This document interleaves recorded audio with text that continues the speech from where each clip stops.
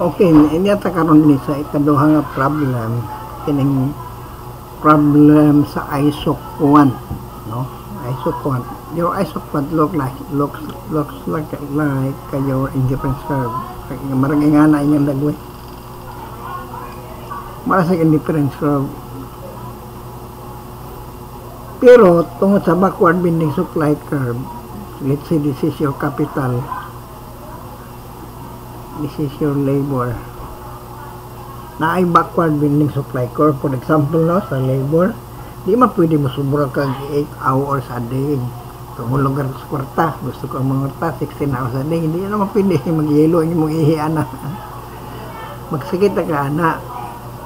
Unang gitawag mo backward bending supply curve. So unang nasa mo ng stoppage here, dili para sa indifference curve nga it is asymptotic to the right and to the left. Asymptotic curve siya.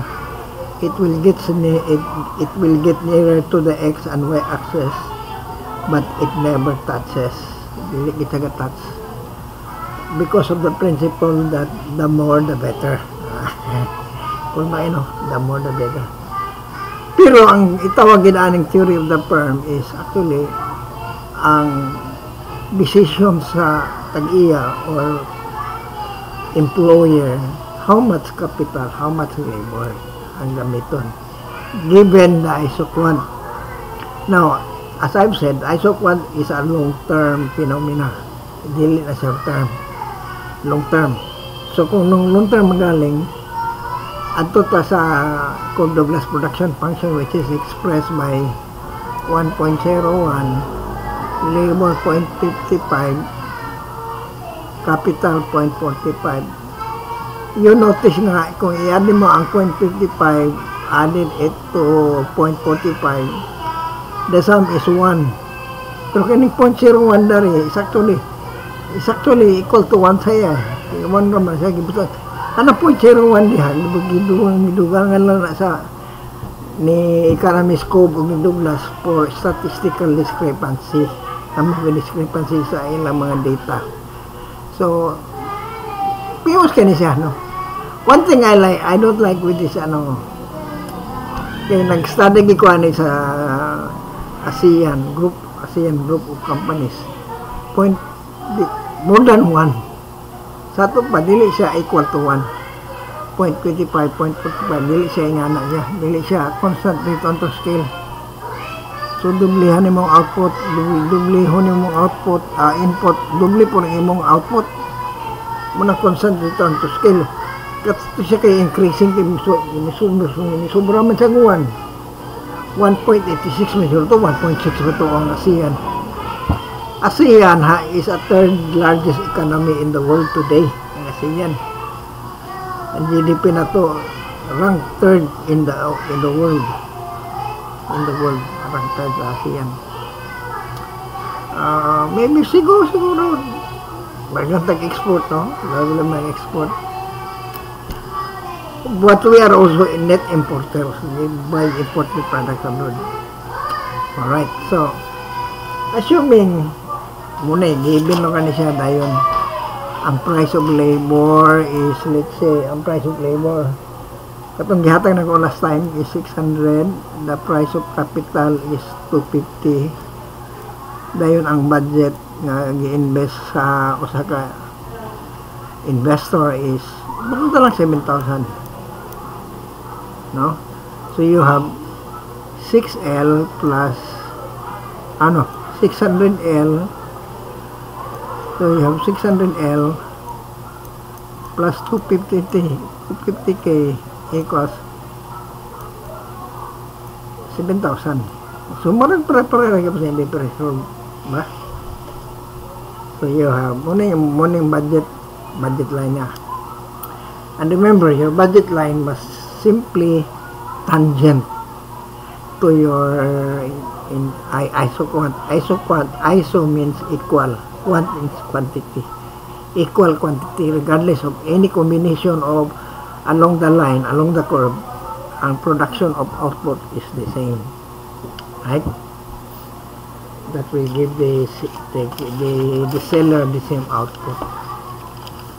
So the first thing you do, now mo mani atong kuan Cobb-Douglas production function. The first thing you do is to get the derivative. Kung ano mo derivative of this function with respect to L and K. K man siya, therefore your Y is constant, your L is constant. So nahimo na siya 0.45 times this, you have 0.45. L is constant. Pero ang K minus 1 na siya. Negative 0.55. So muna og man siya, no? Maog na siya. Nahimo na siyang 0.45 L 0.55 K 0.55. Alright. The next thing you do is derivative with respect to L. Therefore, K is constant. So, constant pa ng K. Ang imong i-multiply kani 0.55 times this. So, you have 0.55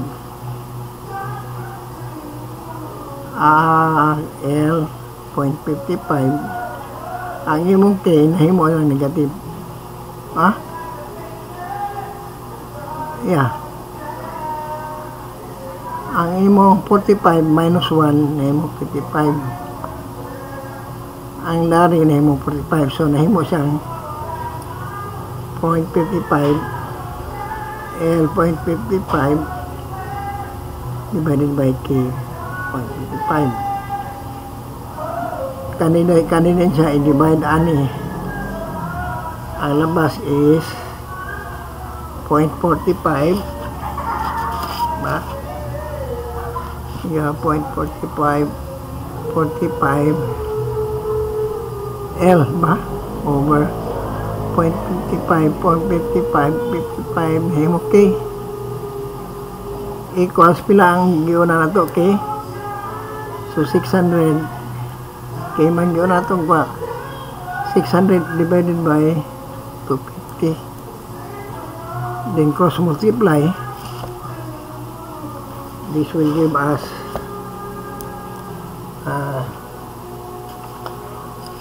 okay, i-cross multiply na to, nahimo na siyang K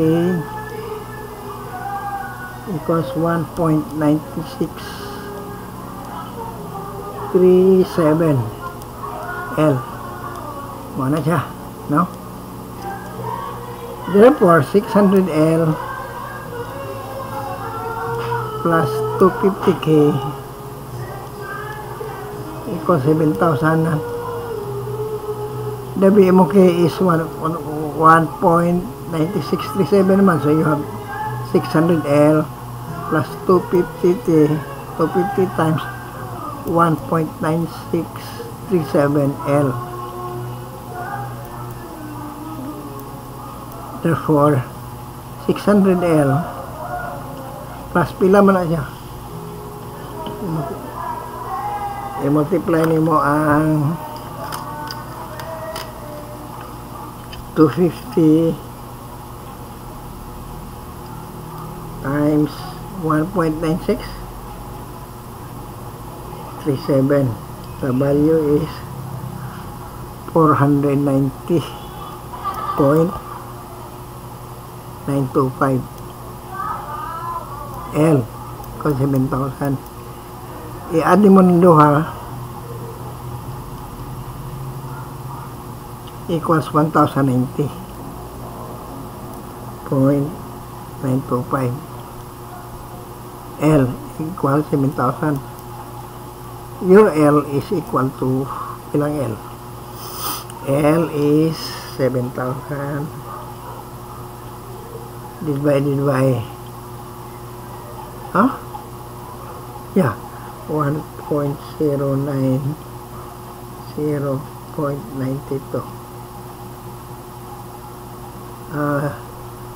7,000 divided by 1090.92.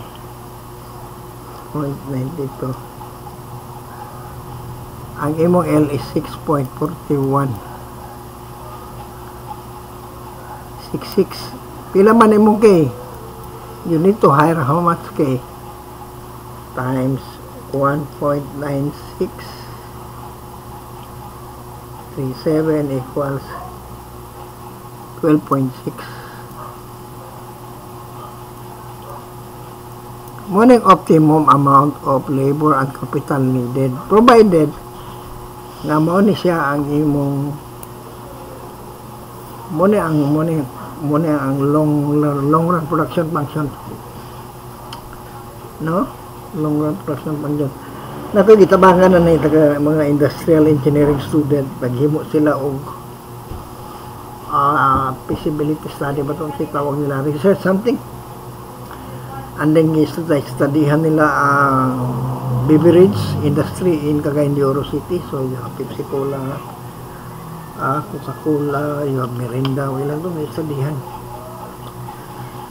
Gitanaw nila nga more than one yun siya, more than one. Dili gid siya kay i-add mo siya 0.55, 0.45. It's more than one. Kani yung total factor productivity is more than one. Sobra. Sa to pa, competitive gid kay ato mga soft drink industry no sa Pilipinas kay para parehara masasiyan more than one. So, ingana ang pag-determine, no? So, theory of the firm or sabay tawagan ni theory of the firm na pag-determine sa capital and labor output. Pila bang output ani? If you have output is equal to labor 0.55 K 0.45, so 6.41 man labor, no? 0.55 imong capital 12.6, 0.45, so i-multiply nimo muna imong total output, diba? So you have 6.41 66 raised to the power 0.55 equals 2.7798 times 12.6 raised to the power 0.45 times 3.1272. I-add ng duha, i-multiply ng duha times 2.798. So kung number of cars niya, number of cars 8.69 cars, no? Ang mahimo niyang output given the input. This is the monetary value. Gibudgetan man siya 7,000 mo yung budget mo ng money value. This is the money value as well. Why? Ang kani siya money value man money value man kani siya 6.4166 plus 12.6 man na money value man diri man nagikan. So ang nagkataon na mo ni siyang value sa kwan yung output ba? So dako kay imong gikinahanglan nga input aron makakuan ka produce ka output. Alright, so that's it. Thank you very much. Ako nang i-download